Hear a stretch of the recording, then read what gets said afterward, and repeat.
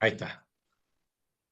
Y que hemos visto que hay tres reglas de juego morales y tres reglas intelectuales para jugar el juego de la educación y de la convivencia política.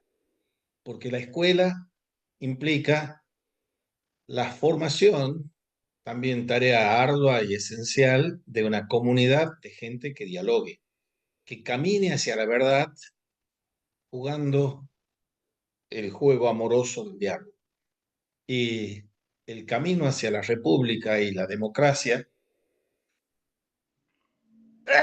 implica jugar el juego amoroso de la convivencia fraterna, porque la pregunta ético, metafísico, política central es cómo debemos convivir. Y siempre estamos desbarrancando de nuestras tareas esenciales e imprescindibles. Desbarrancamos de la educación cuando estamos siendo cómplices de la tragedia educativa, que significa que somos malos maestros y malos alumnos, o cuando somos cómplices de la tragedia política, republicano-democrática, cuando somos malos ciudadanos y somos malos políticos. Pero aplicando esas tres reglas morales del respeto y diligencia incondicional para con el otro que está en el diálogo, dialogar es dialogar siempre con alguien. Pensar uno puede ser que piense solo, solipsistamente, autistamente, egoístamente, pero hablar, uno siempre habla con alguien. Por eso hay que respetar incondicionalmente al otro. Es imprescindible para que haya un diálogo o una disputa o una conversación. Conversación, diálogo, disputa implica siempre, no yo que hablo conmigo mismo, sino yo que estoy hablando con el otro, yo que estoy escuchando al otro para contestarle al otro, etcétera, etcétera. Entonces, la primera regla moral era el respeto incondicional al otro. La segunda, incondicional al otro, amorosamente. La segunda era escuchar o leer con respeto y amor al otro. Y la tercera, moral, es escribir o hablar con respeto, diligencia, amor y claridad al otro. Y las tres reglas intelectuales es que hay que hablar con coherencia, con consistencia y con persuasión. La coherencia es la lógica, la sintaxis, y la consistencia es la gramática, es que hablar con propiedad, y la persuasión es la retórica, que es hablar con un sentido emocional edificante para con el otro. Bien, eso eran los prolegómenos que hemos ido desplegando con bastante detalle hasta ahora. Y después hemos empezado propiamente en materia del preludio con los prolegómenos metodológicos. ¿Cuáles son los métodos de conocer, de inteligir, de hablar con el otro? Yo puedo hablar de muchas maneras, pero puedo hablar de una manera que es equívoca, o puedo hablar, si soy dictatorial y prepotente, de una manera unívoca. Y el diálogo tiene que evitar caer en esos dos abismos de la univocidad y de la equivocidad. Idealistas son univocistas y los sofistas, por hablar, los idealistas geniales como Sócrates, Platón, Aristóteles, son, tienden a la univocidad, y Platón más que Aristóteles. Los sofistas tienden a la equivocidad, a la multivocidad, que es una Babel. Y entonces cualquiera dice cualquier cosa y cualquiera dice lo que se le da la gana, se cree administrador del significado de las palabras. Y la vía media, la que tiene que evitar la clausura en la univocidad o la dispersión y la división en la equivocidad, es la analogía.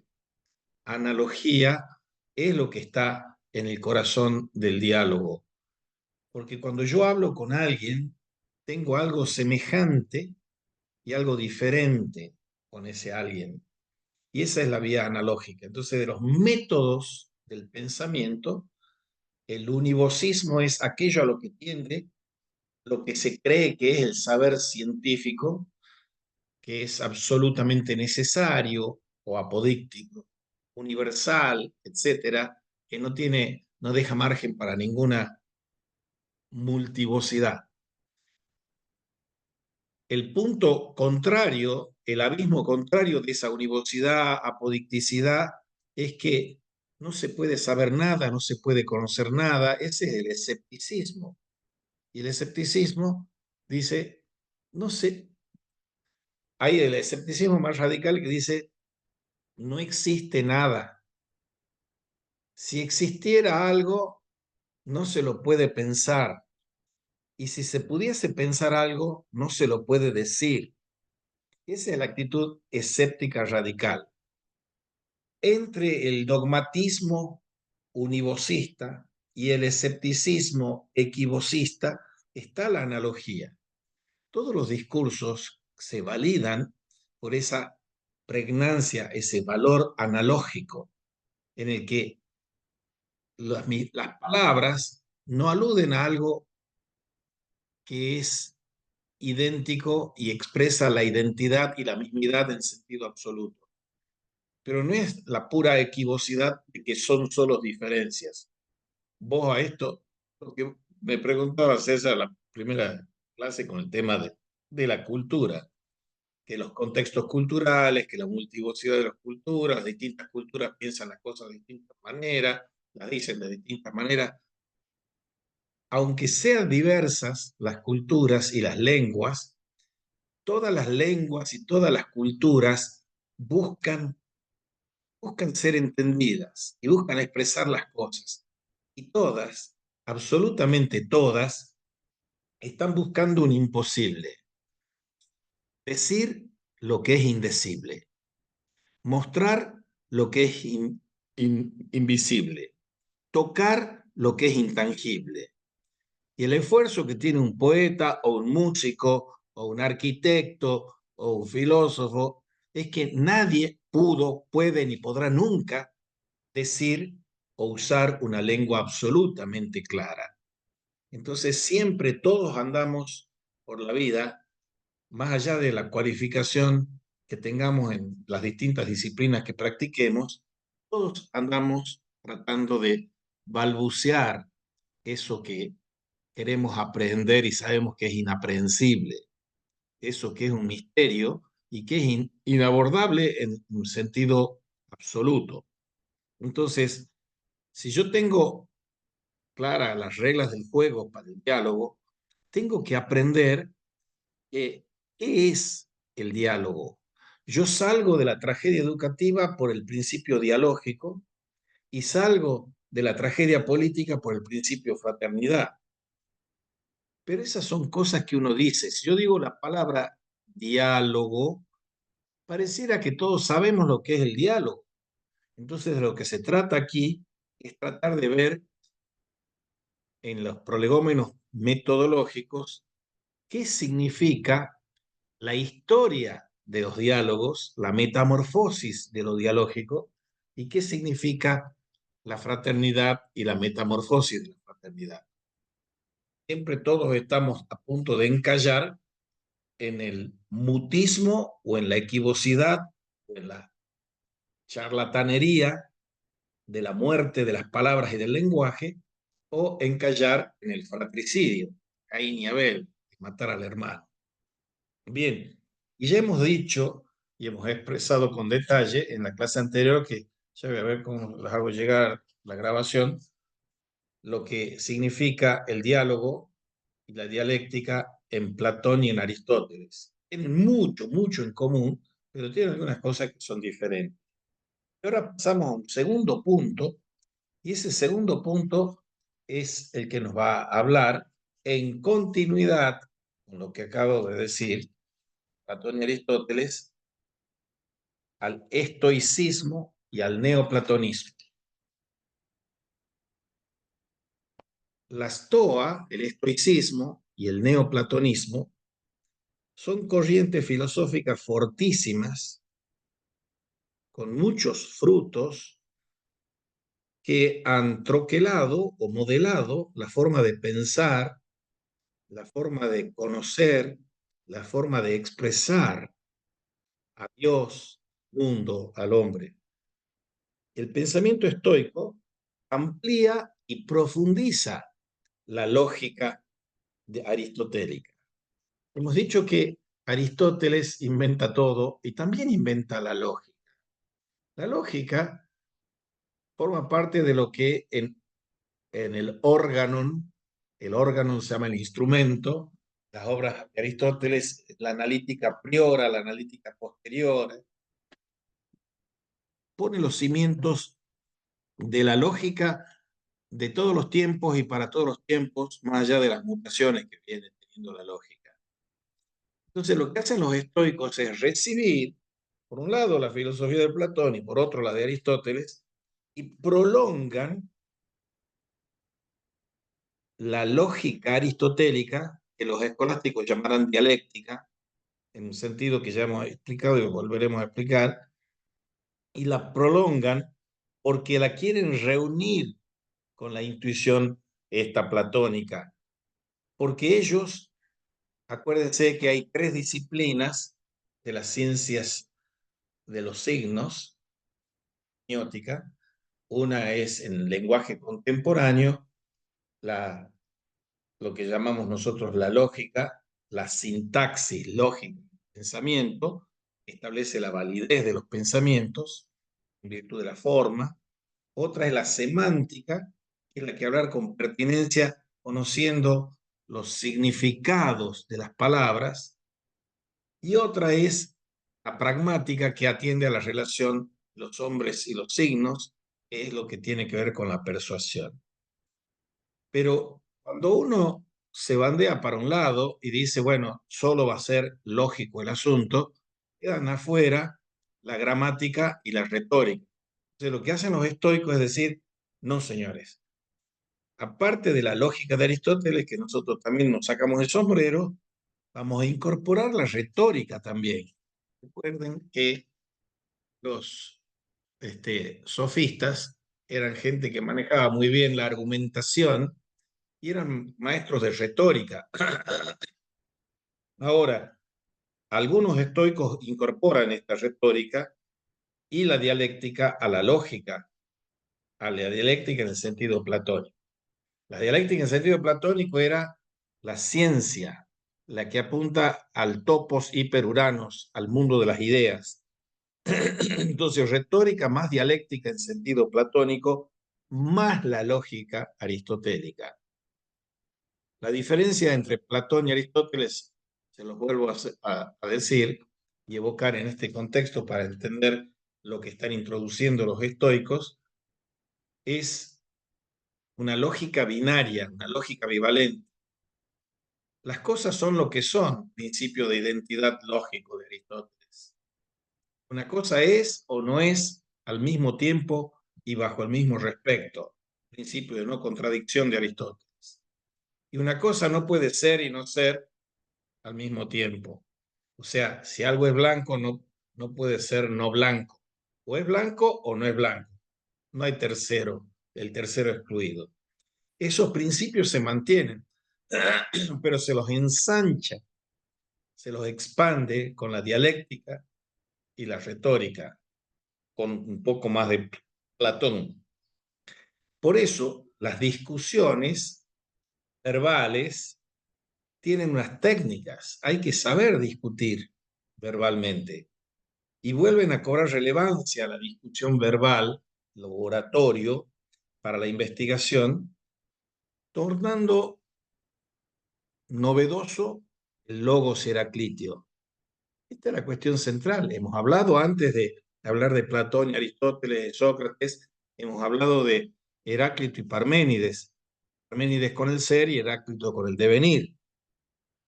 Aquí, con los estoicos, se revitaliza ese logos de Heráclito como una razón de todo el universo. El logos es la clave de todo el universo. Y los estoicos facilitan la absorción de ese estoicismo por parte de los cristianos. Hay mucho estoicismo en los apóstoles, en los evangelistas, está permeando el estoicismo también. Y el logos, que es el nombre de la segunda persona de la Santísima Trinidad en el cristianismo, el verbo, el logos, de ese cuarto evangelio, del Evangelio de San Juan, va a permear con estos matices también en San Agustín, porque está hablando del verbo de Dios, que a la vez es el modelo de toda la creación. Eso es una maravilla de darse cuenta que cuando Dios creó, lo creó por la palabra. Todo fue creado por la palabra, por el verbo de Dios. Toda criatura tiene impresa en sí una dimensión verbal. Por eso un gran autor cristiano, católico, Romano Guardini, decía que hay dos revelaciones. La revelación que uno conoce como canónicamente la revelación de las Sagradas Escrituras y una revelación de la cosa palabra. Todas las cosas atesoran una palabra, que son las que la expresan mejor. Entonces, los intentos de científicos, poetas, artistas, músicos, pintor, etcétera, es captar esa palabra que el creador infundió en la cosa. Y más adelante, en el camino de la reunión de lo que Aristóteles había separado, se sitúa el neoplatonismo. El neoplatonismo tiene unos pensadores gigantescos. Uno se llama Plotino, otro se llama Proclo, porque presenta la pareja de conceptos filosóficos más importantes que hay, que la venimos nombrando aquí, la de uno múltiple, unicidad y la multiplicidad. Le venimos diciendo con la univocidad y la equivocidad. Uno múltiple. El neoplatonismo es el uno es o tiene un rango de abarcar el todo. En caí pan, uno y todo, dicen en griego. El uno todo. Ahora, ese poderoso movimiento intelectual del estoicismo y del neoplatonismo consuma el viejo paganismo. No son cristianos, son paganos. Y San Agustín, se ha dicho con bastante razón, tiene dos libros en su cabecera, las Eneadas de Plotino y la Biblia. El Plotino, el neoplatonismo, más la Biblia, es como un ejercicio de bautizar al neoplatonismo. Plotino más la Biblia. Todo conspira para ascender hacia el uno. Y eso va a reunir lo que Aristóteles dividió, porque Aristóteles, su pensamiento lógico, está viendo de que no hay que ir tanto al uno porque eso me lleva al cielo de las ideas, pero la realidad, nosotros sabemos que la realidad concreta, palpable, no es algo que habita en el cielo de las ideas. Todo procede del uno en el neoplatonismo y todo vuelve al uno. Proceder y volver en latín es exitus reditus. El neoplatonismo es la salida del uno hacia lo múltiple y el retorno al uno desde lo múltiple. Uno, múltiple, salida, retorno. Y ese descenso desde el uno a la materia está acompañado en este carácter cíclico en el regreso ascensional hacia el uno. Invoca eso como antecedente histórico al propio Platón. Y acá vienen las dos palabras claves que caracterizan la dialéctica. He dicho diálogo y dialéctica. Ahora nos vamos a quedar en el aspecto de la dialéctica y vamos a seguir después mencionando esto. Ese movimiento descendente y ascendente del uno a los particulares, a lo múltiple, y ese ascenso de lo múltiple a lo uno, En ambos movimientos, muy platónicamente, se avanza mediante la negación. Y ahí yo le he dicho las dos palabras claves para entender toda dialéctica, más allá de las grandes diferencias que hay en la forma de entender y practicar la dialéctica. Estos movimientos de descenso y ascenso avanzan mediante la negación. Movimiento y negación. El primero, que es el movimiento descendente, rememora la división platónica y en él se engendra la multiplicidad y la dispersión mediante la negación de esa unidad originaria y la negación sucesiva de cada uno de los grados inferiores de la unidad. Yo, por la negación, asciendo a la unidad de la que provengo. No es que estoy inventando una nueva unidad, sino estoy proviniendo y regresando de la unidad a la multiplicidad. Y el segundo movimiento presenta una clara evocación de la dianoia. Dianoia es el discurso racional. Dianoia está en el plano más bajo del saber. El inmediatamente superior es el nous, el noein, que es la intelección de los primeros principios. Y encima del nous, les decía, está Sofía, el saber, la sabiduría. Entonces, el movimiento aristotélico y con él toda la historia de la filosofía y de la ciencia posterior implica ese ascenso de Platón inflamado por el eros indigente que desea la unidad, que desea la verdad, que desea la belleza, y al final del camino va a alcanzar el éxtasis del contacto íntimo, uno, más allá de toda palabra o todo concepto. Qué bárbaro, aquí no hemos hablado de la cosa más fundamental que hay en todo esto. No hemos hablado del silencio. Toda palabra nace y solo puede nacer significativamente desde el silencio. Un genial humorista irlandés en realidad, George Bernard Shaw decía, amo el silencio, hablaría 2 horas sobre él. El silencio es la matriz de la significancia de las palabras. Y es por eso que los más grandes poetas, y menciono el más grande de todos, San Juan de la Cruz, pero también Santa Teresa, todos los místicos están hablando del silencio, pero no solo en la tradición occidental cristiana o católica, también en el budismo, silencio del Buda. Y nosotros meditamos poco sobre el silencio, pero el silencio está agazapado ahí en los recovecos y en los entresijos, la significancia. Pero ¿para qué sirven las palabras de la gramática? ¿Para qué sirven los conceptos de la lógica? Para poder en algún momento ir más allá de las palabras y los conceptos, llegar a la unidad total.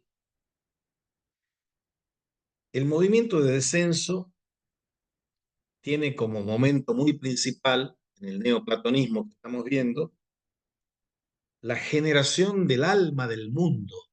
Die Weltseele, dicen los alemanes, el alma del mundo. El uno desciende a la generación del alma del mundo que arrastra consigo toda la realidad en su particularidad, en su concreción. Y esa doctrina neoplatónica acerca del alma va a ingresar impetuosamente en la corriente del pensamiento cristiano y va a generar una inmensa literatura mística, va a invadir los campos del espiritualismo musulmán y judío también. O sea, la mística no es la mudez de las momias, la mística es el silencio y la soledad del origen de todos los sentidos. La mística no es que yo tengo una gracia sobrenatural especial y todos tenemos gracias sobrenaturales especiales. que me lleva a volar, a levitar y a estar fuera de la realidad. No, como dicen los místicos que saben de la mística, mística es la realización de la realidad. Todos estamos buscando ascender hacia la realidad plena y no podemos hacerlo solo con los torpes, escasos, indigentes medios de nuestras palabras y conceptos. Sabemos que palabras y conceptos son, usando una metáfora de Wittgenstein, como las escaleras que tenemos que usar para que cuando lleguemos a la cima de la escalera, después la tiremos a la escalera. Por eso, ir más allá de las palabras y los conceptos. Este movimiento de ascenso y descenso que conciben los neoplatónicos es un movimiento, como les decía, de salida, exitus, y regreso, reditus. Exitus, reditus. ¿Quién sale y quién regresa?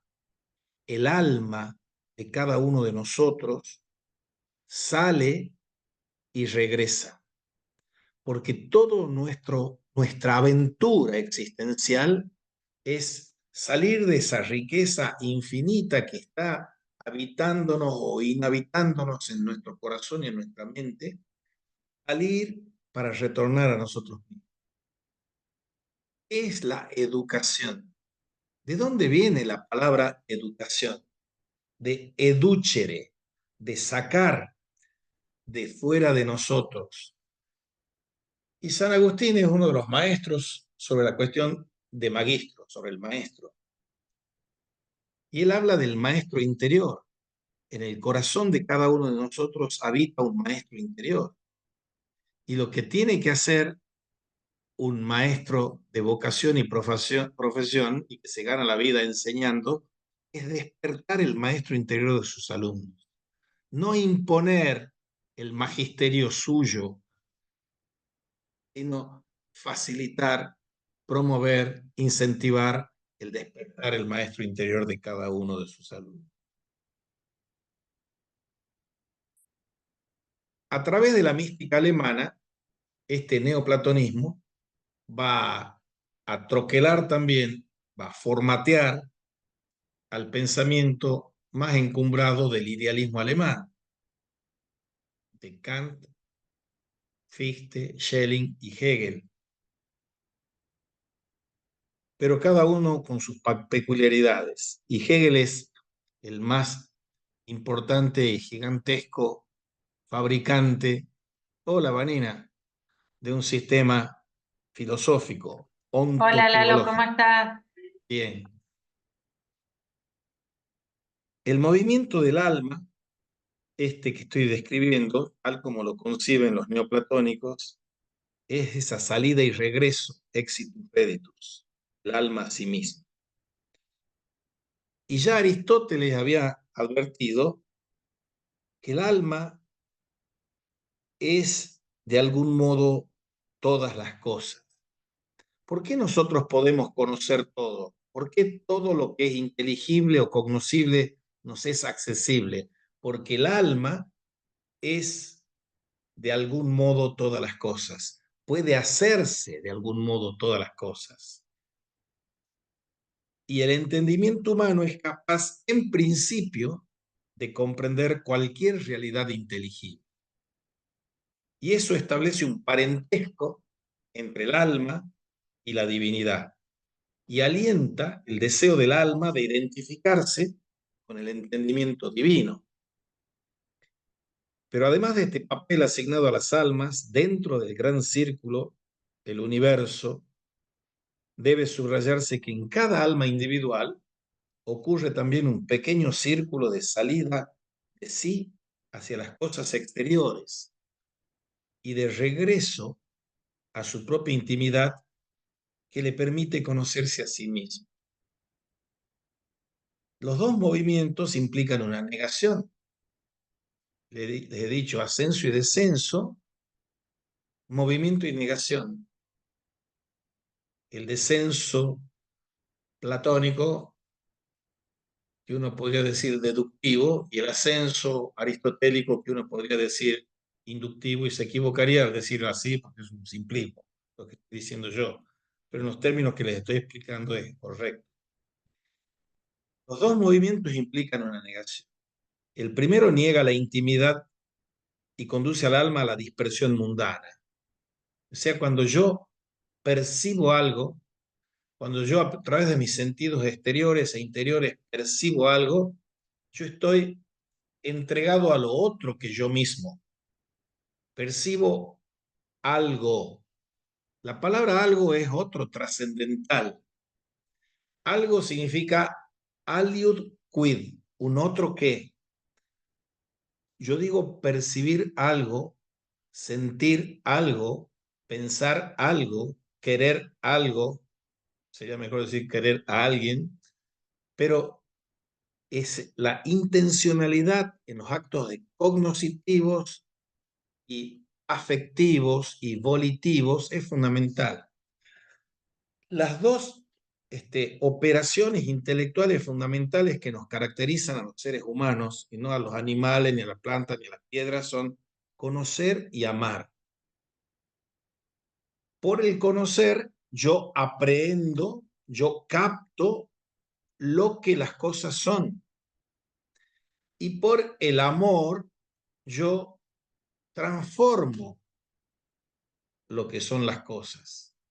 El amor es transformar al amado por el amor. Conocer es captar al otro o a la cosa. Ahora, lo primero, el conocer, el percibir, el sentir, niega la intimidad, por eso es doble negación, y conduce al alma a la dispersión mundana, la derrama en las cosas. Y el segundo niega esta negación, la negación de la negación, y volver a la intimidad. Regresa a sí misma por el autoconocimiento que le permite remontarse al conocimiento de la unidad suprema. ¿Podemos conocer a Dios? Y depende de quién lo diga. Si lo dice San Agustín, yo pongo la firma con las 4 manos. Si lo dice Descartes, no pongo ninguna mano ni un dedo. ¿Por qué? ¿Qué es lo que nos caracteriza a los seres humanos cuando percibimos o cuando queremos? En tanto nosotros somos voluntad racional, sensibilidad humana espiritual, no es solo los animales también tienen sentidos, tienen sensaciones, pero el sentir de un animal es distinto o de una planta, para no hablar ya hasta el grotesco, pero si un geólogo usara el término, uno podría darle crédito, el sentir de las piedras. El sentir de lo que no es el sentir humano, es un sentir que no es reflexivo. Cuando yo siento, sé que estoy sintiendo. Cuando yo pienso, sé que estoy pensando. O sea, después que me he desparramado por los sentidos, retorno a mí, a mi intimidad, a mi interioridad.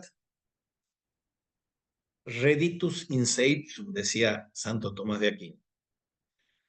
Todos tenemos que, después de haber salido, volver a nosotros mismos. Y dice San Agustín, maestro de los maestros, que Dios es más íntimo a mí que yo mismo y es superior a lo más sublime que hay en mí mismo. Interior, íntimo meo, superior, sumo meo. Entonces, provenimos de Dios y estamos llamados a volver a Dios. Voy a hacer una pausa pequeña aquí para que ustedes pregunten, comenten esto que hemos visto del estoicismo y del neoplatonismo. Si han comprendido, si tienen preguntas para hacer, o qué. Tania, César, Vanina, ¿no hay duda? ¿Avanzamos? Maestro, Que, le quiero preguntar algo. diga, Em, todo esto, concepciones, pensamientos que usted nos está diciendo, em, ¿cómo se la puede, concebir si uno es ateo? a ver, si uno es ateo, va a tener la gracia de Dios de poder convertirse y hacerse creyente, porque si yo tengo un humanismo sin Dios, es un humanismo en contra del hombre, porque ¿cuál es el problema que tiene el ateo? También en cierta medida el agnóstico. El agnóstico es el que no afirma que no se puede afirmar nada y que no puede conocer nada si Dios existe o no existe. Él no dice Dios no existe, como dice el ateo, sino no sé si Dios existe o no existe, como Borges.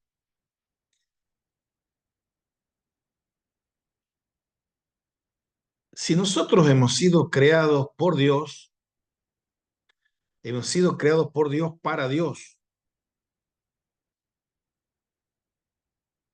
Y en la naturaleza humana está una sed de Dios. Tenemos la palabra de Dios porque es lastrada de todos los ripios de las discusiones de ateos y no ateos, qué sé yo. Si yo les pregunto a ustedes, y se los pregunto, para que me contesten, para que veamos de qué estamos hablando en este diálogo.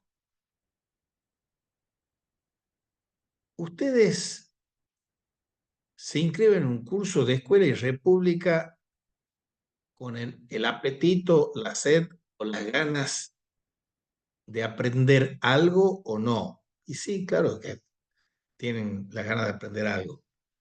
Todos los que hacen algo, el que toca el piano o el que diseña un vestido o el que limpia las calles o lo que fuese, quiere hacer algo en un grado superlativo de eficiencia, de belleza, de bondad, de bien, de justicia. Nadie hace el mal por el mal mismo. Nadie hace las cosas feas por voluntad de feísmo. Nadie anda mintiendo. Claro, todos andan, que andan mintiendo, los primeros que se mienten es a sí mismos, pero nadie anda diciendo que yo conozco, pero mi conocimiento es relativo. Todos queremos conocer y que nuestro conocimiento sea verdadero, o es una verdadcita chiquita. Todos queremos amar y queremos que nuestro amor sea infinito. Todos queremos obrar y queremos que nuestra obra sea memorable, que sea un legado, que quede, que nos trascienda a nosotros. Esa sed de infinito es, en los términos tradicionales, una sed de Dios. Todos tenemos un deseo, pero deseo se puede escribir con D minúscula chiquitita y deseo puede escribirse con la D mayúscula grandota. El deseo con la D mayúscula es el deseo del otro. Lo canta Machado o San Juan de la Cruz. Todo el que habla, hola Rosana, que ir hacia adelante y el elefante Pancho. todo el que, todo el que habla anhela hablar Dios Así un es. día. El elefante Pancho que mira hacia A ver, Rosana, apaga el micrófono, por favor. Mentira, no. Rosana. Bueno, o sea, ¿qué hace un ateo con la cuestión de Dios? Lamentarse no ser creyente, como Voltaire, que despotricaba contra el Dios católico y la Iglesia católica, y al morir estaba arañando las paredes para que su vida tuviese un sentido. Es que yo no puedo decir que mi vida tiene un sentido y al mismo tiempo decir que Dios no existe. Porque ¿cuál es la fuente del sentido?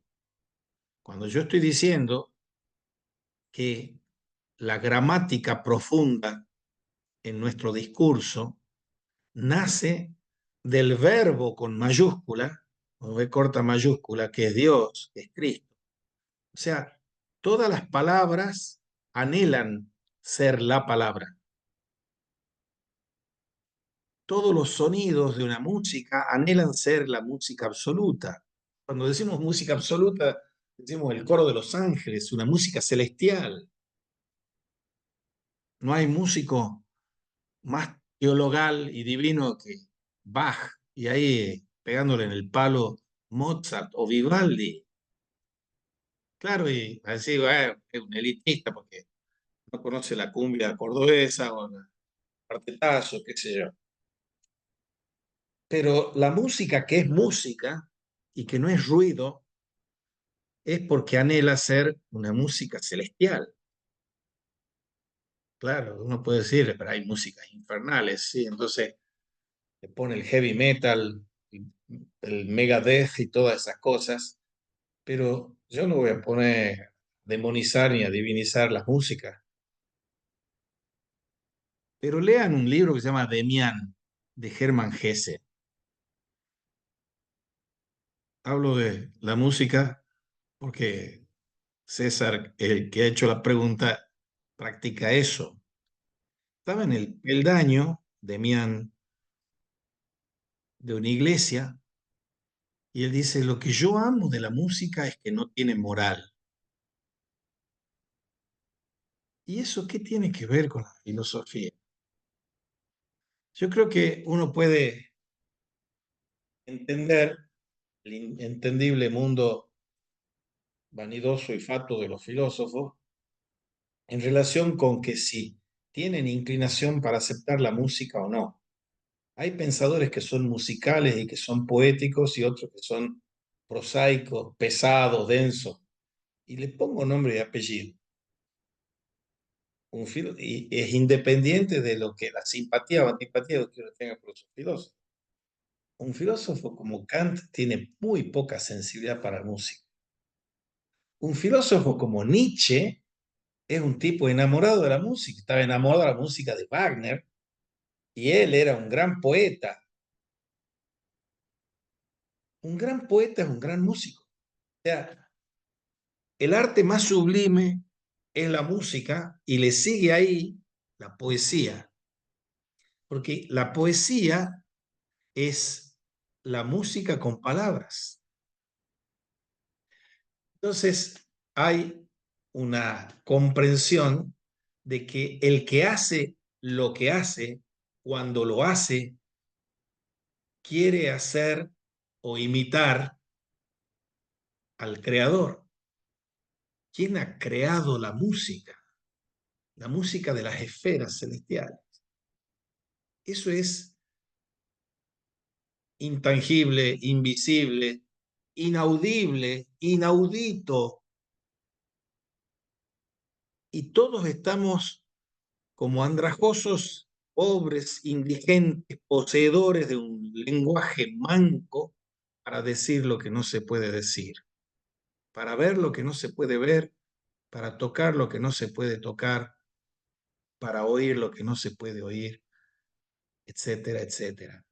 Siempre vamos por el absoluto. O alguien emprendería alguna tarea, sea ser docente, ser estudiante, sin aspirar ser el mejor de la clase. Estoy diciendo en lenguaje vulgar para que se entienda. Todos querríamos ser excelentes en lo que hacemos.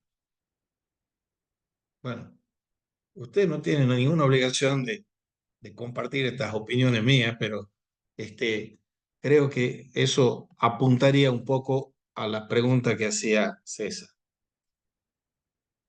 ¿O no, César? ¿Te queda más o Sí, menos maestro. claro o no? Estando Sí, oscuro. perfecto. Le hago una consulta, ya que estamos. Sí, ¿Podría ser? sí, lo que sea.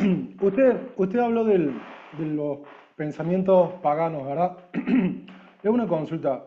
En la antigua Grecia, los filósofos Sócrates, Platón, Aristóteles, los estoicos y los epicúreos, ¿no eran también paganos? ¿Eran Sí, claro que filósofos lo son, lo paganos? son. A ver, Ah, bien. aclaremos los tantos para saber qué es el paganismo. Cuando yo digo, Tania es de Pozo Hondo es el pago donde vive Tania, o César es de Fría, Fría es la querencia o el pago de César, o Lalo es de Yerbabuena, es semipago. Cuando decimos en el sentido criollo el pago, eso es el pago es el ambiente donde nosotros echamos raíces o tenemos nuestras raíces. Y hay dos formas de adorar una divinidad.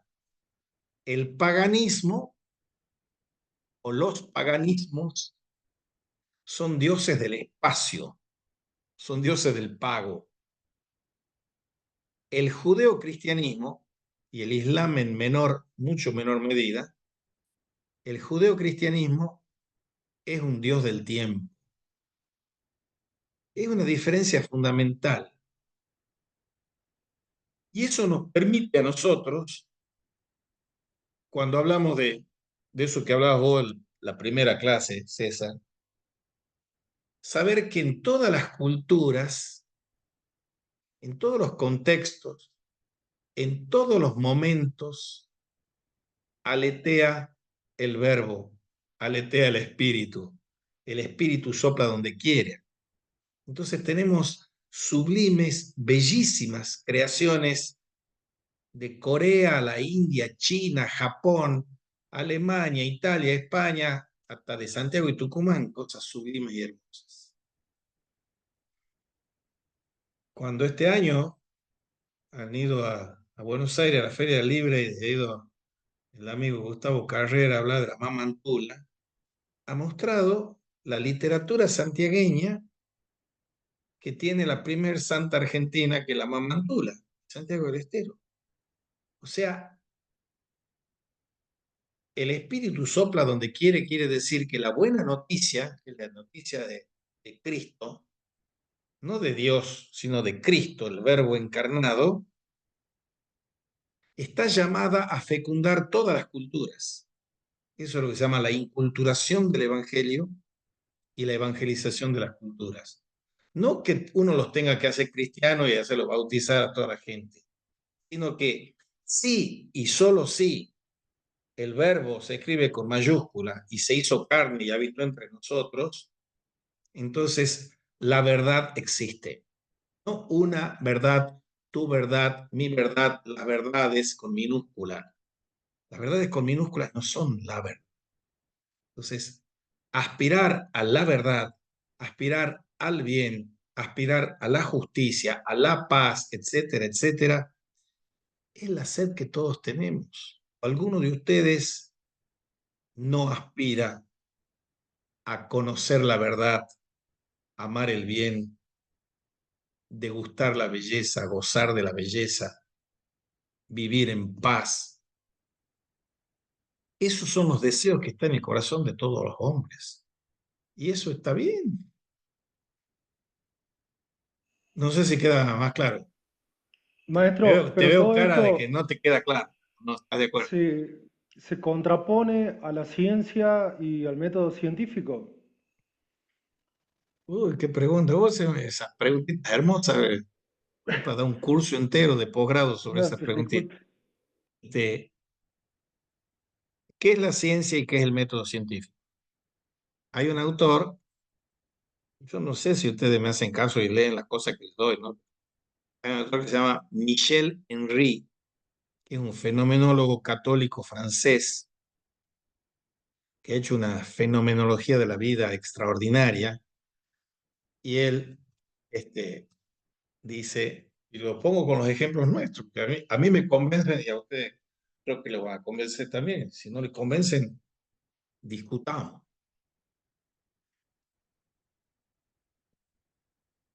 La pregunta va para cada uno de ustedes, para Tania, para Rosana, para César, para Vanina.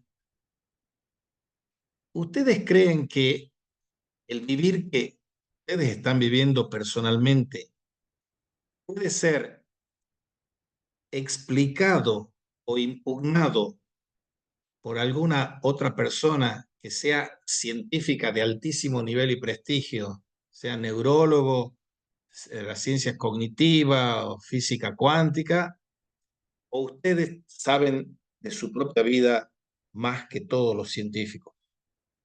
La pregunta es concreta. Ustedes me dicen, ¿yo sé más que ellos o no sé más que ellos? Ustedes tienen la palabra. Contésteme. ¿Quién sabe más del propio vivir de ustedes? ¿Ustedes o los científicos? Uno mismo. Uno mismo.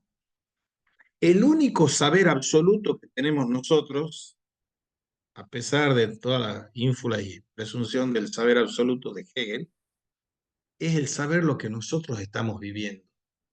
Porque nosotros somos vivientes. Dios es la vida. Y nosotros no tenemos nada por mérito propio. Lo que tenemos nos ha sido dado. Y nos ha sido dado con un cargo. ¿Para qué se nos ha dado la vida? El legado de la vida es para que honremos la vida. Y honrar la vida como vivientes es vivir conociendo la verdad, amando el bien, apreciando la belleza, haciendo justicia y siendo santos. Eso dice Michel Henry en un libro que se llama La barbarie, que él dice, cuando empieza a nacer la ciencia, que pregunta que está haciendo César ahora, ¿qué pasa entre la ciencia y la fe? Es una pregunta de la que un Tomás de Aquino diría, "A ver, no tiene sentido esa pregunta. Todos sabemos que la ciencia absoluta es Dios y solo Dios. Abajo de Dios están los ángeles, abajo de los ángeles están los santos, abajo de los santos, eso es relaciones de subordinación. Subordinados a los santos están los teólogos de la teología revelada. Abajo de los teólogos de la teología revelada están los teólogos de la teología natural, la de Aristóteles, de la metafísica. Y abajo de eso están los científicos. Los científicos son el último peldaño del saber.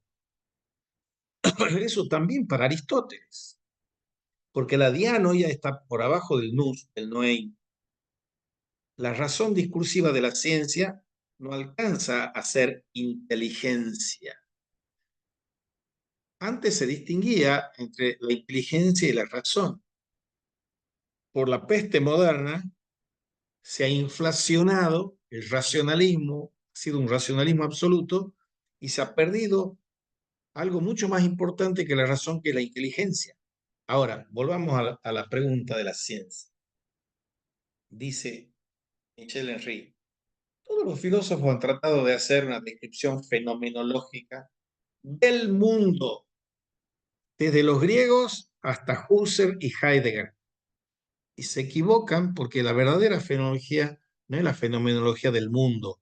La fenomenología es un método de pensamiento en que separa el pensador del pensamiento, el sentiente de lo sentido, el amante de lo amado, porque hay una intencionalidad.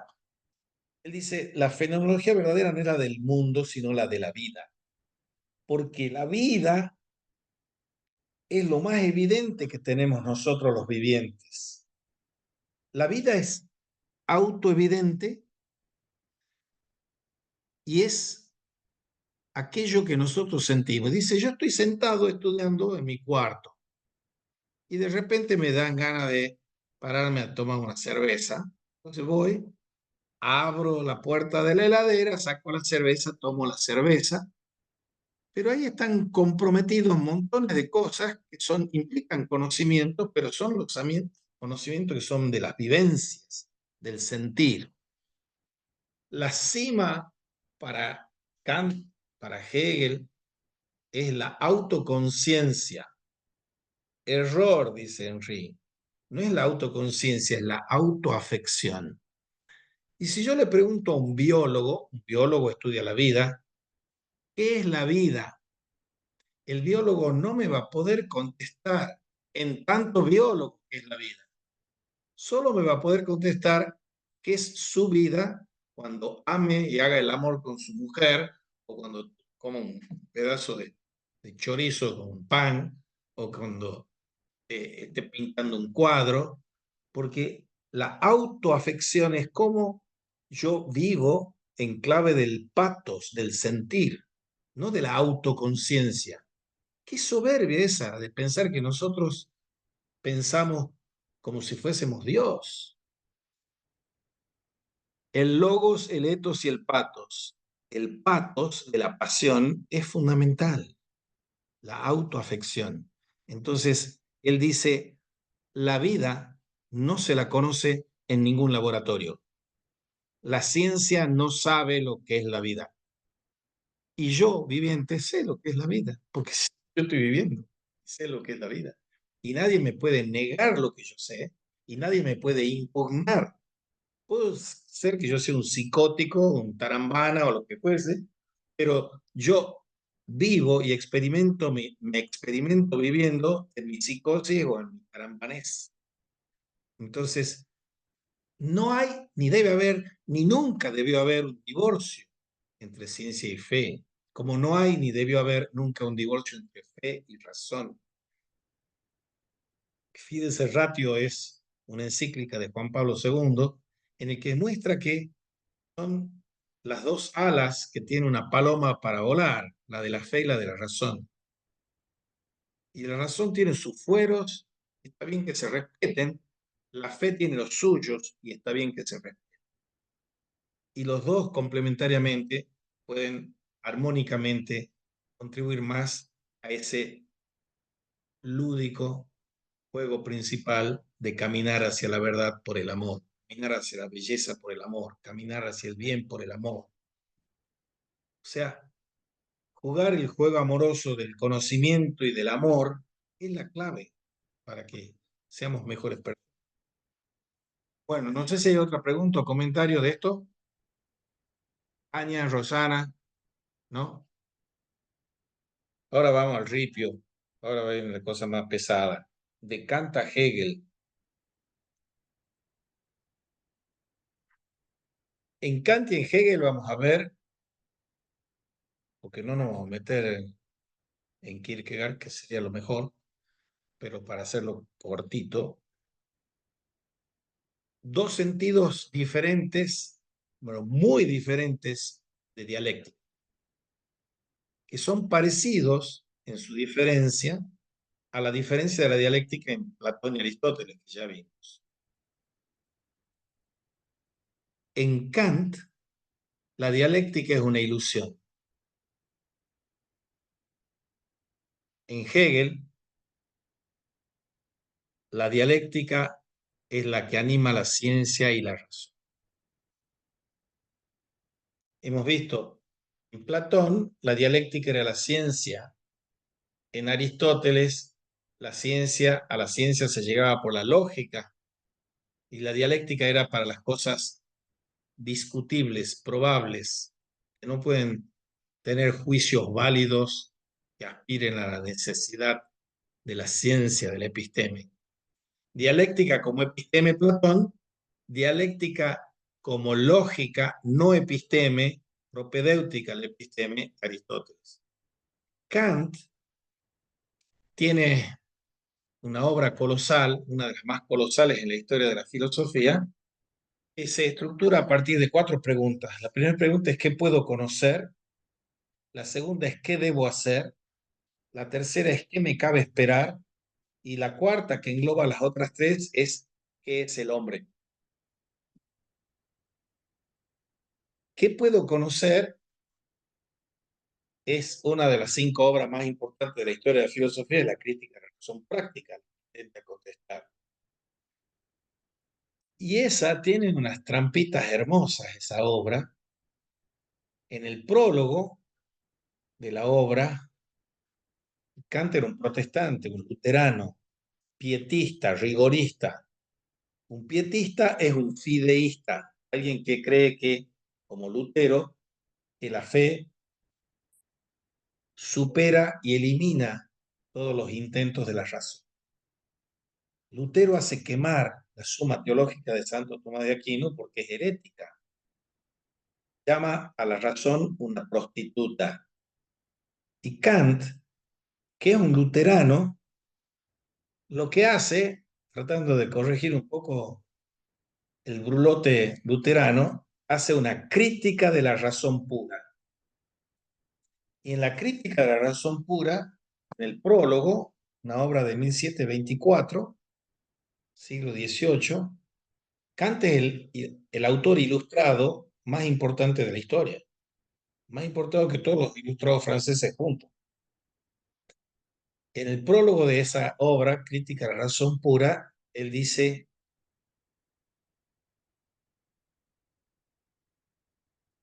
he criticado la razón, todo el sentido, le dice al sponsor que le pagaba ahí para que haga el estudio, dice: yo he hecho la obra de la crítica de la razón para hacer lugar a la fe. O sea, él tomaba como paradigma de la cientificidad a Newton, a la ciencia física de Newton. Entonces lo que él dice es: si existe una ciencia, quaestio facti, existe una ciencia, lo que yo puedo y debo hacer con la filosofía es legitimar filosóficamente el conocimiento científico. Pero la fe, no, la fe es otra cosa. Yo la crítica de la razón la hago para hacer lugar a la fe. Pero la segunda pregunta es: ¿qué debo hacer? Si la primera crítica abarca el terreno de la nociología y de la epistemología, diríamos ahora nosotros, lenguaje rimbombante, la segunda a la moral y después veremos a la ética. Y en Kant la moral. ¿Qué debo hacer? La metafísica echada patada por la puerta en la crítica de la razón pura, porque él tiene tres partes, la crítica de la razón pura. La primera es la estética trascendental, para ver las condiciones de posibilidad de la sensibilidad, tiempo y espacio. La segunda parte es la analítica trascendental. Toma el mismo texto, el mismo término de Aristóteles para la lógica. La primera son para los sentidos, la segunda es para el entendimiento, y el entendimiento son los conceptos puros. Con la sensibilidad yo tengo las intuiciones, con el entendimiento tengo los conceptos. Y él dice en una frase genial, que uno tiene que rememorar siempre para sacarse el sombrero a Kant, por muy equivocado que esté: intuiciones sin conceptos son ciegas, intuere es ver. Intuiciones sin conceptos son ciegas, conceptos sin intuiciones son vacíos. O sea, para que haya ciencia, tiene que haber, dice él, juicios sintéticos a priori. Y los juicios sintéticos a priori son, por ejemplo, 2 más 2 es 4.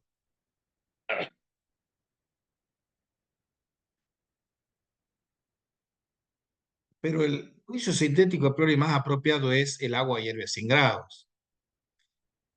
Los juicios se distinguen en analíticos y sintéticos. Juicios analíticos son los que el predicado es una explayación de lo que está en el sujeto.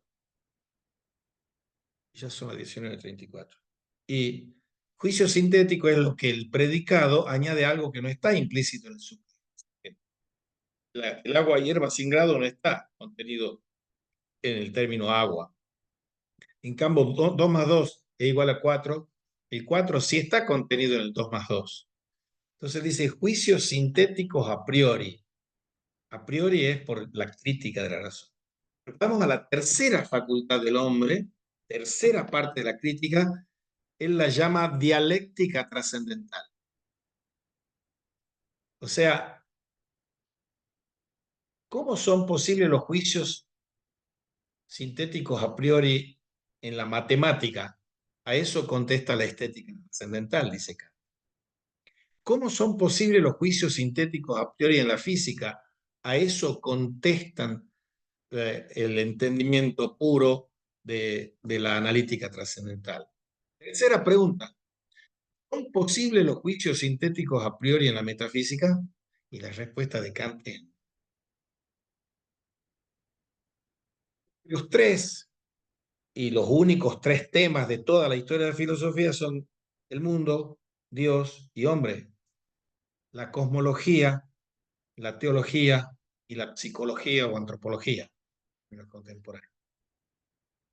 Pero la cosmología, la teología y la psicología son metafísicas especiales, decía el maestro de Kant, Wolff, y él lo toma de ahí.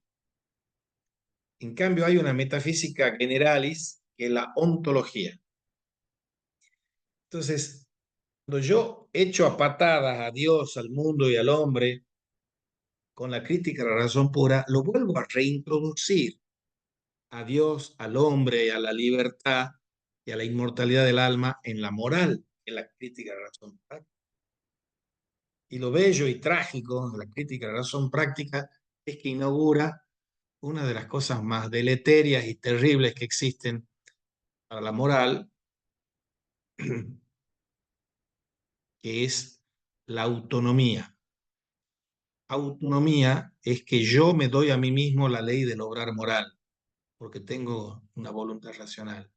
Entonces, se reintroduce a Dios, son artículos de fe filosófico, la existencia de Dios, porque si no existe Dios, dice el ilustrado luterano, no puede haber moral. Si no existe la libertad, otro artículo de fe, que es el primero que enuncia, no puede existir la moral. ¿Cómo ser responsable o culpable si no soy libre?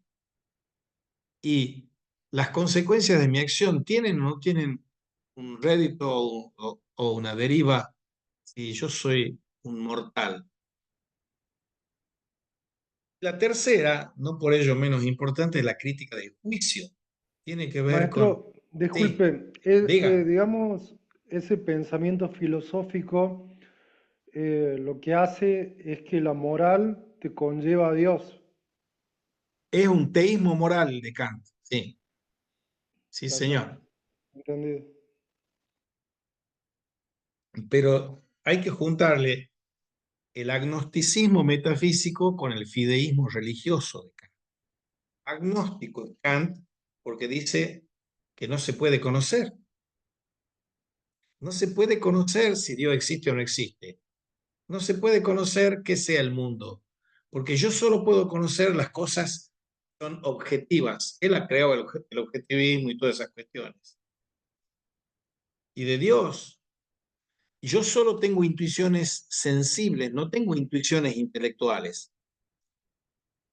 Yo a Dios no lo he visto nunca, ni lo he tocado ni nada. A mi alma no lo he visto nunca, ni lo he tocado ni nada. Al mundo no lo he visto, ni tocado ni nada. Todo eso son noumenos, son cosas en sí, Ding an sich. Y yo no puedo conocer las cosas, yo solo puedo conocer los objetos. Y los objetos son puestos en el espacio-tiempo por mi sensibilidad y son categorizados por mi entendimiento. Bien,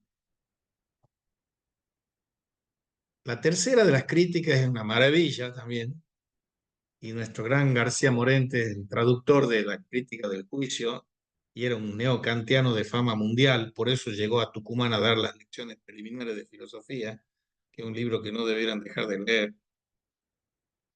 Maravilloso libro. Y la historia de él es interesantísima también, porque él era un neocantiano, por lo tanto era un agnóstico. No creía ni en Dios ni nada, que no se podía conocer a Dios. Pero él, estando ahí, fíjense la importancia que tiene la música, estaba viviendo en una buhardilla porque le asesinan al yerno en la zona roja, que era la Guerra Civil Española. Él que había sido republicano, que había sido decano de la Facultad de Filosofía en la época de los republicanos, que son los rojos, frente a los nacionales católicos, que son los que vienen de Franco,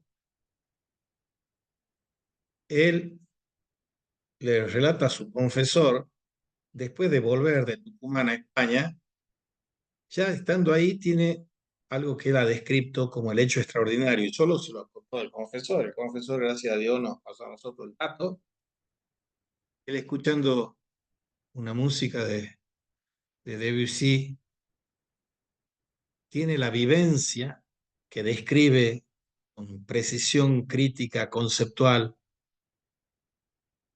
como neocantiano que era. En la buhardilla se le aparece Cristo, a él, Jesús, el Cristo, y él sabe que no es una ilusión eso, porque oía el tren de tal hora que pasaba por ahí afuera, etcétera, etcétera. Pero vuelvo a la cuestión de razón y fe, que era de ciencia y fe, que me preguntaba inicialmente César. Él ya toma la decisión ahí de que iba a abrazar el catolicismo, que era lo que su madre le había insuflado cuando niño, pero su padre era de corte laicista y libre pensador, y él había decidido con tal radicalidad abrazar el catolicismo que ya en ese momento, desde París, decide hacerse y viene a Tucumán porque le manda una invitación Juan Veterán, fundador de la UNT, para que venga a enseñar aquí, porque era un hombre de fama internacional como neocantiano, un hombre que tradujo a Spengler, Husserl, a Kant, a los franceses, a Bergson, etcétera, a Comte. Y él le pone una condición a Juan Veterán. Y yo voy a ir, pero si me ayudan a ir. Ya él era viudo, tenía una hermana, una criada y hijas, dos hijas.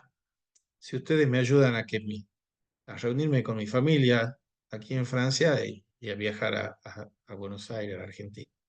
Aceptan las condiciones y viene.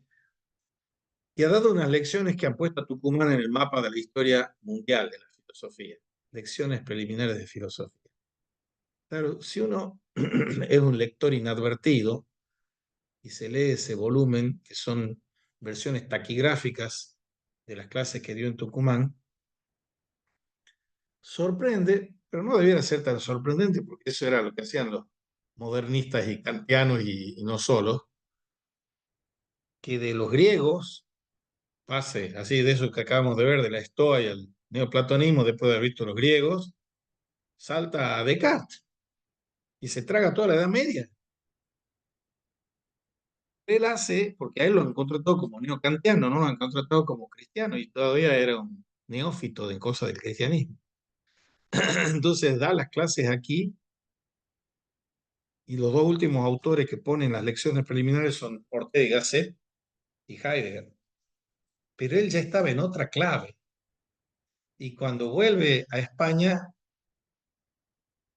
estudia teología y se hace cura, y él quería ser párroco del campo, lo mandan a trabajar en la facultad, pero es una historia apasionante para ver esas relaciones que no siempre son un matrimonio bien avenido entre la fe y la ciencia, entre la filosofía y la teología.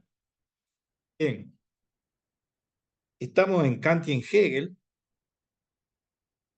Otro agustiniano, o sea, también con influjo neoplatónico, era Lutero, porque Lutero había sido alumno de un señor que se llama Viel, B larga I-E-L, era un ocamista, ¿no?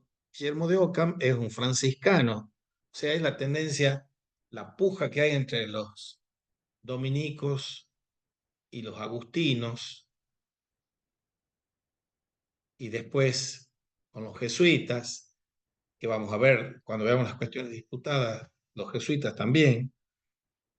Y Kant es de esa matriz, de una matriz en la que la razón es rechazada en sus pretensiones de saber, porque él no dice que la razón haya que matarla. Él dice, la metafísica es una cosa paradójica, es algo necesario. Antes ha dicho que no se puede hacer juicios sintéticos a priori en metafísica, o sea, hablar de Dios, del mundo y del hombre, pero es imprescindible, eso no lo dice así textualmente, pero eso se lo puede decir bien, la metafísica es imprescindible e imposible. Imposible porque él es un agnóstico, pero la paradoja kantiana es que un agnóstico es agnóstico en el plano de la ciencia y un fideísta en el plano de la fe. Fideísta es la fe del carbonero, una fe ciega, una fe que no busca razón, que rechaza toda razón para fundamentar este, a la teología. Ahora, Kant continúa la navegación segunda de la filosofía. La primera es la de los griegos y de Platón, de Aristóteles. La segunda, que ha arrancado con Descartes. Y Kant crea el pensamiento crítico. El criticismo de la razón pura, práctica y del juicio nos dirá qué podemos conocer científicamente, qué debemos hacer moralmente y qué nos cabe esperar en la facultad estética y en la vida religiosa. La religión dentro de los límites de la mera razón, ¿no? Y así, Kant pretende y propone inaugurar un nuevo día, una nueva aurora y una nueva humanidad hermanada por la razón, pero en su uso crítico y público, no una razón privada, eso es una no razón. Que esa es otra cuestión importante. ¿Existen lenguajes privados o todo el lenguaje es público? Todo el lenguaje es público. Y Kant habla de la razón, el uso público de la razón. Y aquí, para comprender lo que está en juego en el surgimiento de la dialéctica moderna a la que llegamos con Hegel, es fundamental mirar retrospectivamente qué pasaba con las facultades cognoscitivas en el medioevo. Según los pensadores medievales, había que colocar al intellectus, al intelecto, por encima de la razón, de la ratio. Y a esta se le atribuía un carácter sucesivo y discursivo, temporal. La razón fluye como un río, discurre. El discurso es el discurrir de las razones. En cambio, la intelección es la intuición y la captación súbita de algo. La razón medieval era humilde, trabajosa, propia del hombre. El entendimiento, el intelecto, en cambio, era triunfante y divino. Después de Kant vienen sus hijos que, como hacemos todos los hijos, tratamos de matar al papá, parricidio filosófico. Fichte, Schelling y Hegel le dicen, mira, lo que has hecho vos es fundamental, pero no nos cortes las alas. Vos decís que no podemos conocer las cosas. Para Hegel, lo único que yo puedo conocer y conocer científicamente y filosóficamente es la cosa.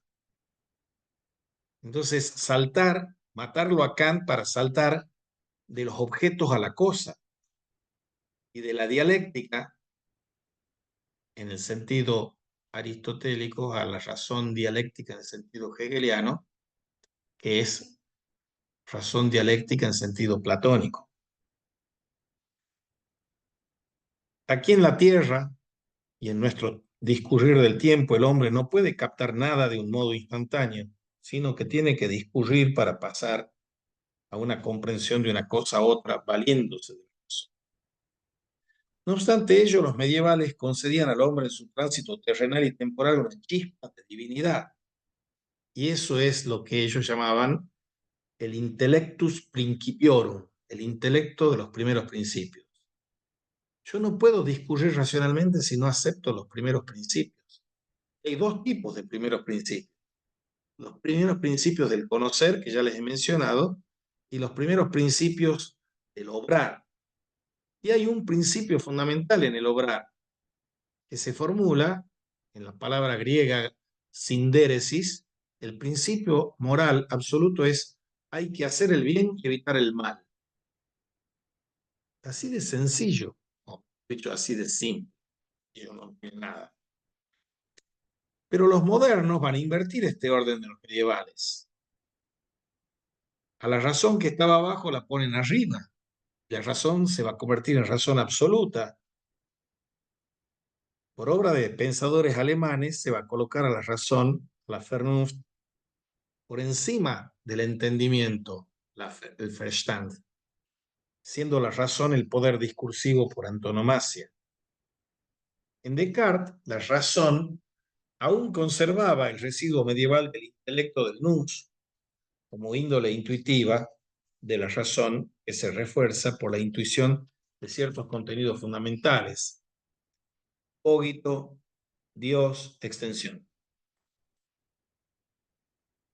Yo digo, pienso, luego existo, de lo que se da cuenta Descartes, genialmente, para meter la pata genialmente también, es que yo no necesito discurrir, no necesito argumentar ni reflexionar para saber qué pienso, porque yo sé que pienso, luego existo. Eso forma una cadena de juicios que se pueden formular como silogismos también.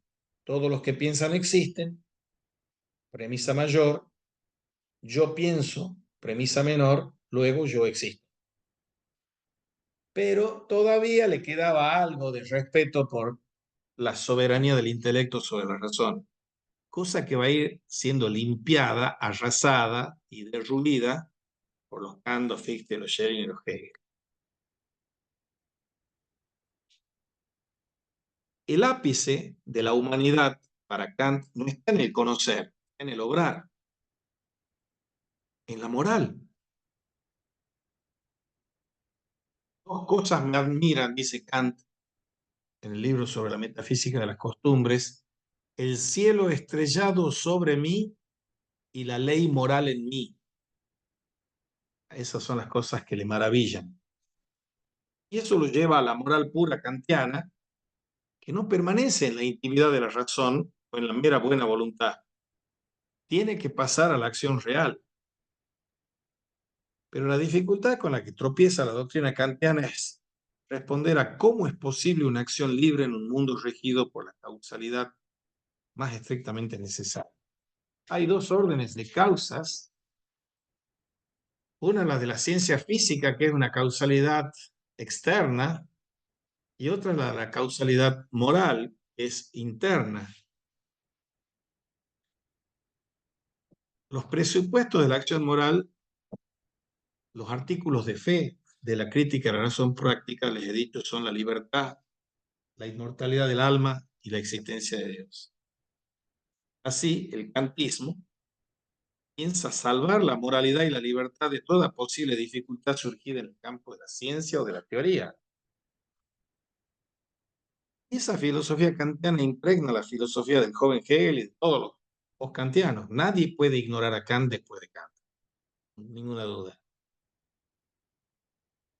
Y Hegel tiene, que nace en 1770 y muere en 1831, tiene dos periodos en su vida, el joven Hegel y el Hegel maduro.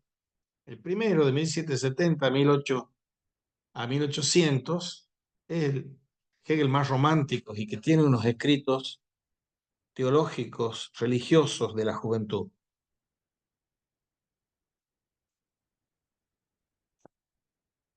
Volvamos a dialéctica, que no diálogo en Kant.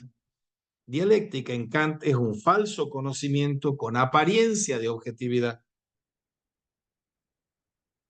Y aquí la dialéctica tiene el sentido peyorativo que le dio Aristóteles al identificarla con el arte sofístico de argumentar, incapaz de engendrar ciencia.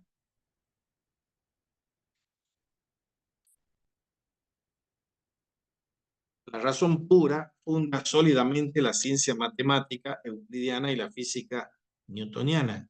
Fundar es pasar de la cuestión de hecho, que existe la geometría euclidiana, existe la física newtoniana, hay que fundamentarla.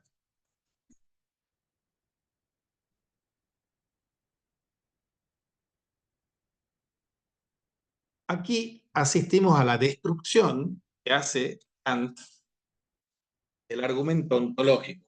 El argumento ontológico de San Anselmo de Canterbury dice que Dios es aquello mayor que lo cual no puede pensarse cosa alguna.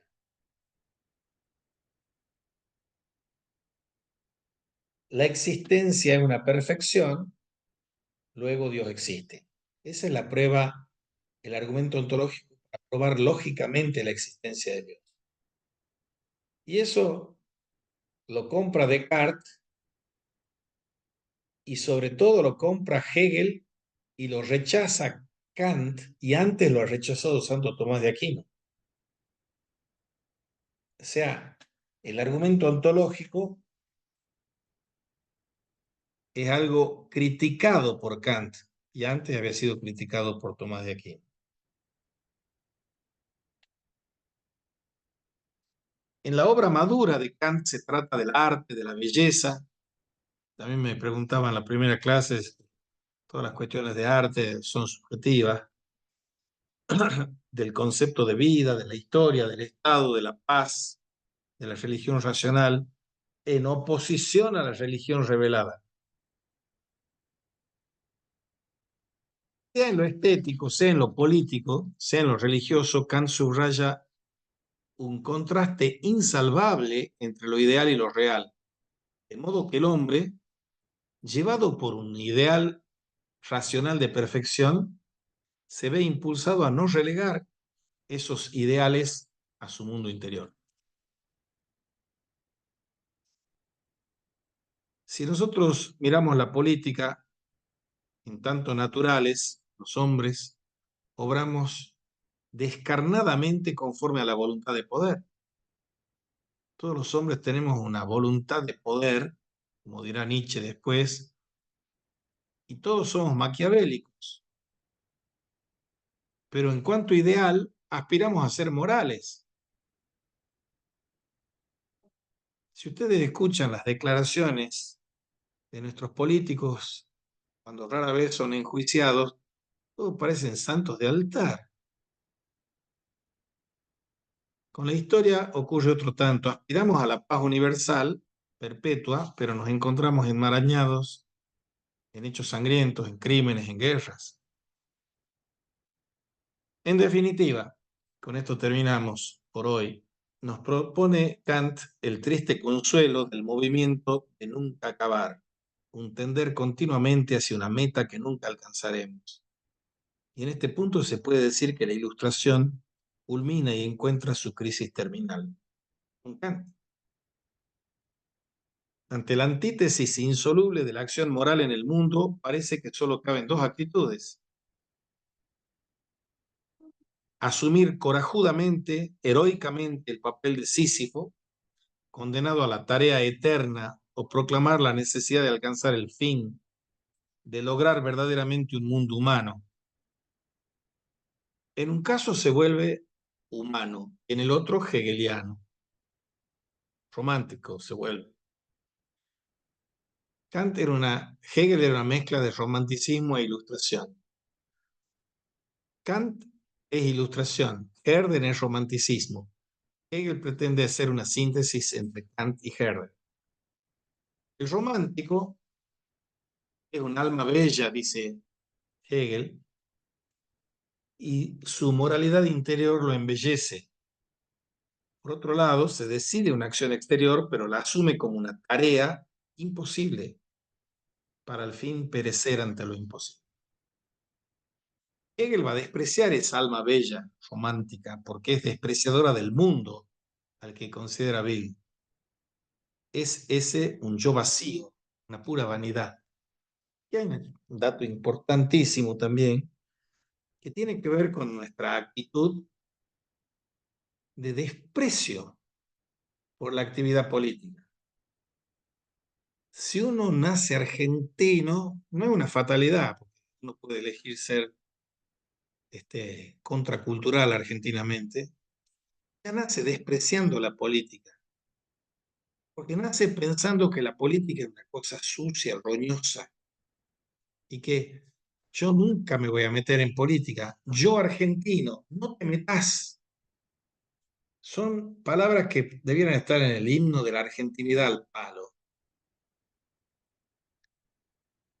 Algo de eso hay en la lectura de la ética.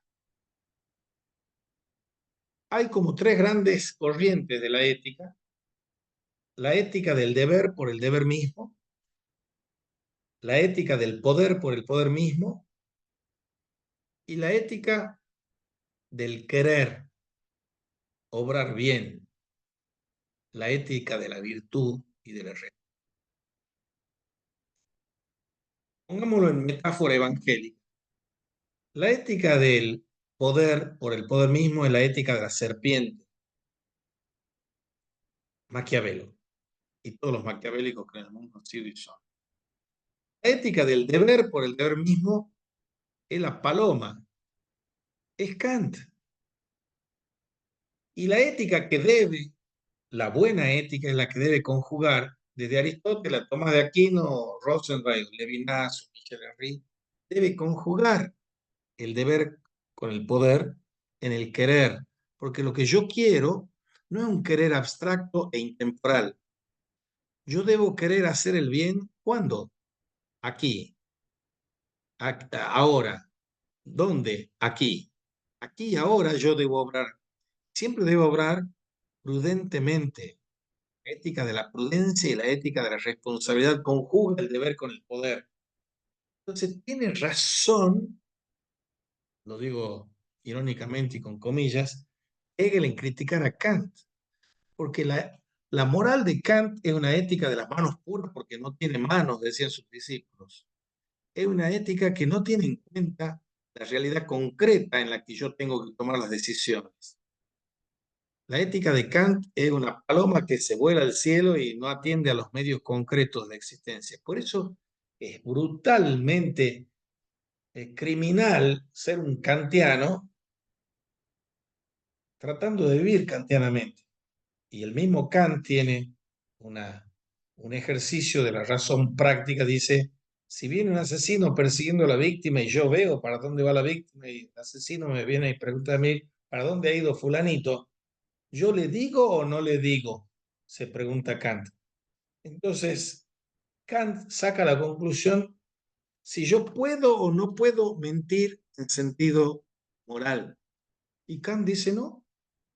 Por más que yo, al decir para dónde va, conduzca a la muerte de ese que está siendo perseguido. Por eso, nunca el obrar se define por las intenciones de la gente, ni por las circunstancias de las acciones de ese agente en tal situación. Son conjunción de las circunstancias con las intenciones. Las intenciones son que yo, si tengo que obrar moralmente, tengo que obrar con el código mosaico de la ley mosaica, no mentir, no robar, no fornicar, etcétera, etcétera. No de ser la mujer del prójimo, todas esas cosas divertidas y escabrosas que tiene el código mosaico.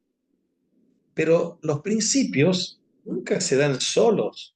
Los principios se tienen que encarnar en situaciones concretas. Quien hace el balance de cómo se encarnan los principios que son universales en la situación concreta es la prudencia del hombre. La prudencia es una facultad anfibia, una virtud anfibia, porque tiene un pie puesto en el intelecto y otro pie puesto en la voluntad, en la afectividad. Entonces yo tengo que ponderar prudentemente en cada instante que tomo una decisión si puedo o no puedo aplicar el principio. Pongamos otro ejemplo escabroso para que se vea. Sí, Maestro, ahí tenemos en Kant el deber y la razón. Después, no sé si está bien, si me estoy adelantando, Nietzsche habla del poder y la afirmación a la vida. Son dos éticas, digamos, que se contraponen. sí, pero te estoy adelantando porque recién estamos en Kant y no hemos llevado a Hegel. Ah, El lunes perdón, que viene perdón por vamos a llegar eso. a Hegel, porque Ok, también ok, eso ok. del poder de Nietzsche hay que ponerle matices. Sí. Claro, me Yo acordé te del les he sentido de dicho las para éticas. mostrarles lo que les estoy mostrando ahora, intentando mostrar que es poder, Maquiavelo, deber, Kant, y responsabilidad y prudencia, Aristóteles, Santo Tomás, etc. Bien, terminemos con esto. Hay que decir y hay que demostrar que la historia no es una serie de hechos sangrientos y irracionales, sino que es un largo camino dotado de sentido. Y ese sentido es el de la libertad. Estaría chocho ignorando todo de esto el señor presidente Milei. La libertad. Hay tantas sanatas y cansadas que se dicen con esto. Palabras más importantes de los románticos y de los ilustrados eran la libertad, la razón, el progreso. Y la frase de Juan 8:32 es: la verdad os hará libres. Y viene el genio de Hegel, que le encantaba dar vuelta a las cosas y dar vuelta al evangelio, y dice: no, la libertad os hará verdaderos. Si la historia tiene sentido y el sentido es el despliegue necesario de las razones o de la razón, con esto se inventa la filosofía de Hegel, que veremos en la clase del lunes que viene. Pero para ello hay que partir de esa tercera antinomia que formula Kant, o ir más allá de Kant, más allá de la razón ilustrada y cartesiana, o sea, llegar a una razón dialéctica, hecha de sí y de no, sin por ello ser engañosa.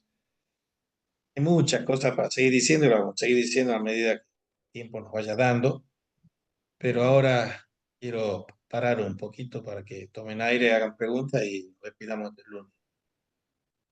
¿Más preguntas? Tania, Vanina, Roxana, César. ¿No? Sí, yo tengo una pregunta. ¿Cuál sería la concepción que tiene Kant sobre la ciencia? Yo lo he dicho, hay una dicho en latín, yo también manejaba en latín: quaestio facti, quaestio iuris. Quaestio facti es que existe la ciencia porque existe un señor que se llama Newton. Es la ley de la ciencia, el paradigma de la ley de la ciencia por la física. Entonces lo que él dice, está bien, esa es una ciencia, pero ¿por qué podemos decir que eso es una ciencia? Dice Kant. Entonces lo que yo voy a hacer con la crítica de la razón pura es legitimar por qué eso y solo eso es una ciencia. Y todo lo que quiera ser una ciencia tiene que acercarse a eso. Ciencia es la que está constituida por un conjunto de proposiciones o juicios sintéticos a priori. Sintéticos son que el predicado añade algo que no está en el sujeto, y a priori es que está fundado en la sensibilidad trascendental y en la analítica trascendental. Eso es la ciencia para Kant. Bien. ¿Alguna otra preguntita? ¿Comentario? Sé que esto es apabullante porque les doy un montón de información, pero bueno, lean el texto y eso les va a facilitar un poco más saber las cosas que no saben, que quieren preguntar, que quieren cuestionar, que quieren criticar, etcétera, etcétera. Todos los textos están disponibles y dentro de poco, cuando yo aprenda a salir de mi burrez cibernética, los voy a colgar a las grabaciones. Ah, bien. Rosana, no te escucho la voz. Vanina. Aquí estoy. Sí, ya sé que estás. No, no tengo No preguntas tienes realmente. preguntas. Vanina está haciendo la tesina filosofía sobre Kierkegaard, y Kierkegaard es el enemigo principal de Hegel. Y Kierkegaard tiene un pensamiento dialéctico también, dialéctico existencial, no dialéctico esencial como de Hegel. Y es un pensador, de los pensadores más importantes de la historia, Kierkegaard. Sin Kierkegaard no habría habido el usurpador de Kierkegaard, que es Heidegger y todos esos, pero bueno, Kierkegaard es mejor que Heidegger. Rosana, ¿estás ahí? Sí, acá estoy. No sé manejar bien el tema este de la cámara por Zoom Ajá. eh, o por el programa en el que estamos conectados, así que no me van a ver, pero en la próxima ya voy a pedir ayuda que me solucionen. Claro, si no, mandándonos Porque una fotito por WhatsApp. intento activar la cámara y me dice que no se permite, algo así, no Pero esta sé es la qué primera tendré clase que tocar. venís vos, ¿o no? Claro, sí, sí. ¿Vos qué estudiás o qué has estudiado? Yo soy profesora de nivel primario y profesora de nivel secundario, profesora ¿En de dónde has lengua y estudiado? literatura. De literatura. De literatura acá en Tucumán, en la ciudad de Juan Bautista Alberdi, Oh, escuela la normal. populosa ciudad de Juan Bautista Alberdi, mira vos qué bien. En la escuela Sí, normal. y bueno, muchos de los términos que usted estaba mencionando, me hicieron acordar a las materias que estudié en el profesorado, lingüística 1, lingüística 2, cuando hablaba por ahí de lo que Kant afirmaba, cómo teorizaba, Descartes, son Bueno, al principio cuando me has autores hablado de las que los reglas de vimos, juego, que vos, porque no has venido antes, no las he escuchado, pero en la clase de hoy también las he sí, repetido, son las reglas semióticas, son las reglas intelectuales.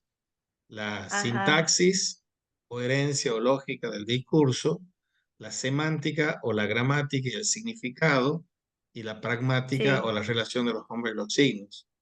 Pero están sí, precedidas por las reglas morales, del respeto, del escuchar y leer con respeto y diligencia, el hablar o escribir con respeto, diligencia y claridad al otro. Pero bueno, sí. vayan leyendo los Una, textos. sí, Esto una pregunta. sí. Usted envía al correo electrónico la información para que nosotros vamos analizando, No, leyendo y así. están colgadas en la plataforma de eso donde ustedes se han inscrito. Están Ah, colgados bien, ahí, bien, bien, todos bien. los Como textos. para ir Estamos viendo el poniéndome al texto día este para que es estas de la clases que me lógica y la perdí. dialéctica. Bien, Lo que estamos viendo ahora es este texto que dice naturaleza de la dialéctica y de la lógica desde Grecia al siglo XX y XXI también. Y ya hemos bien, llegado ahí casi hasta el final, a la página 13. Entonces, lean de la 13 a la 17 de ese texto y avancen sobre las cuestiones pedagógicas que son las que vamos a hablar después. bien. Bueno, si no hay para más, damos Ah, por bien. terminada la Muy clase de bien. hoy. Muchas gracias por venir, por asistir y sobre todo por preguntar. Nos vemos, chicos. Nos Hasta la vemos, maestro. próxima. Hasta la Saludos. próxima. Nos